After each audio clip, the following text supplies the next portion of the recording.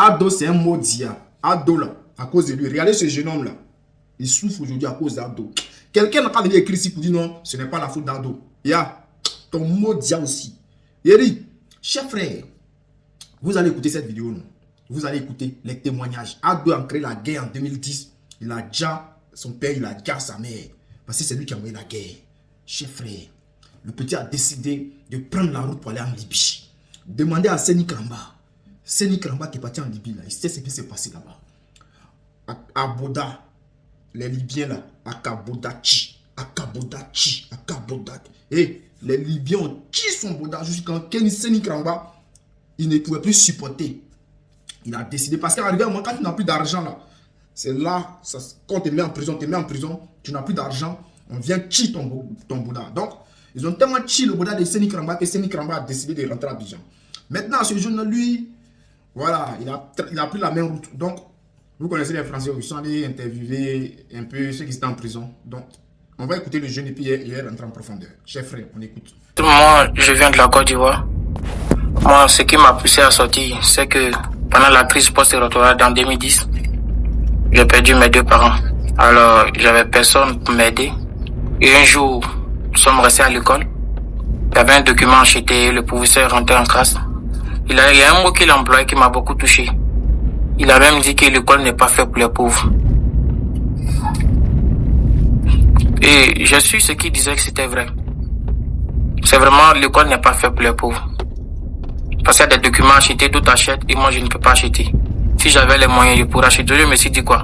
Au lieu de continuer après aller m'asseoir avec les diplômes sans travail, je préfère sortir. Je préfère souffrir ailleurs que de souffrir dans mon propre pays. T'aimerais aller où? L'Allemagne. T'es sûr que tu vas être bien accueilli là-bas? Puisqu'il y a les droits de l'homme, on sera bien accueilli là-bas. Ça me fait maintenant 7 mois que je suis ici. 7 mois. Je vis comme ça. Personne ne m'envoie l'argent, je suis là comme ça. Mais je me confie à Dieu. Puis pour manger, tu fais comment? Bon, c'est quand les amis achètent, me donnent un peu aussi, je mange. S'ils n'ont pas aussi, on reste comme ça. T'es bloqué ici. Pourquoi tu rentres pas chez toi? Je préfère être bloqué ici.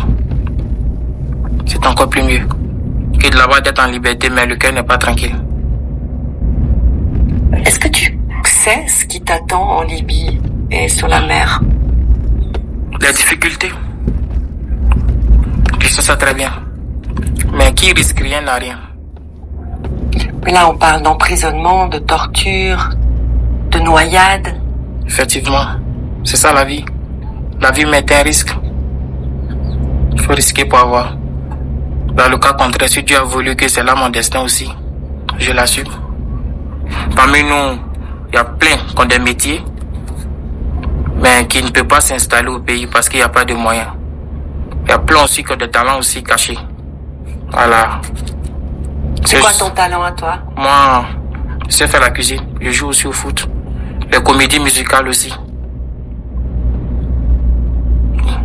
Avant d'arriver ici, nous avons traversé des moments très difficiles aussi. En route, on nous pillait. Vous arrivez dans un corridor, on vous dit, bon, payez une telle somme. Si vous ne payez pas, on va vous fouiller. Et si on vous fouille, la somme qu'on va trouver plus là-dessus, on prend tout avec vous.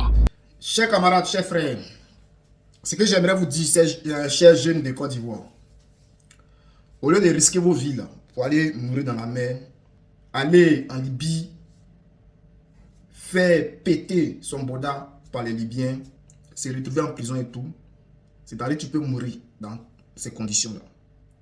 2025, là, tu peux changer la situation. Oui. Refuse d'aller traverser. Refuse d'aller mourir dans la mer. Parce que 2025, là, si Draman tombe là, vous allez gagner du boulot. Vous allez gagner du boulot. Ce que vous voulez là, vous allez faire ça. Parce que c'est vous qui allez décider pour votre nation.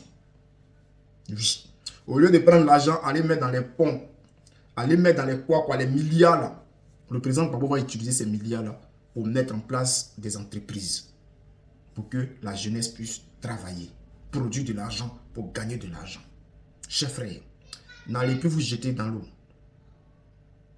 Je sais, hein, c'est difficile, hein, mais s'il vous plaît, n'allez plus.